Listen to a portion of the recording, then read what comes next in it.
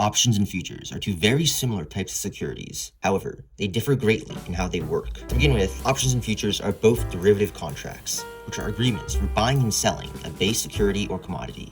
Futures, or future contracts, are agreements signifying that a buyer is contracted to buy and a seller is contracted to sell a given security or commodity at a predetermined price at a predetermined expiration date.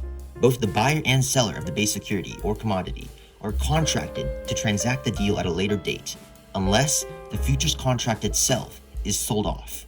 At that point, another person takes on the legal contract to buy or sell that given security or commodity. On the other hand, options, much like their name, are contracts that simply give an option to buy or sell a given security or commodity, but not the legal obligation to do so.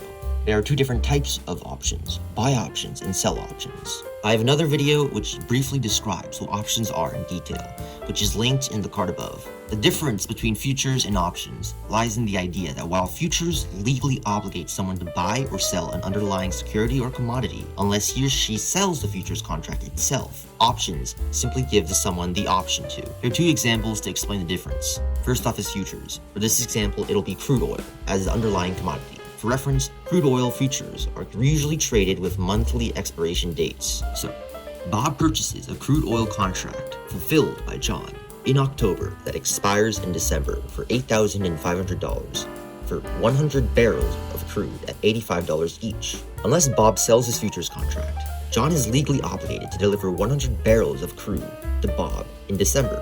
However, if the price of crude oil futures starts trading at $90 in November, Bob may sell his futures contract to Bub for a total of $9,000 for a total profit of $500. Bub may sell this futures contract again, and many can trade this futures contract until December. But in December, someone's getting 100 barrels of crude. Next, we have options. For this example, that underlying security will be stock of the imaginary company Greenbread Incorporated. The stock of Greenbread Incorporated is trading at $100 in October. Bob decides to purchase a buy option expiring in December for 100 shares of Greenbread Incorporated for $95 a share for a total option contract cost of $1,000 or $10 per share. This gives Bob the option to purchase 100 shares of Greenbread Incorporated for $95 from when he bought the option until he sells it or it expires in December. Keep in mind that while the current price of a share of Greenbread Incorporated is only $5 more per share than the agreed upon price at which he could buy each share,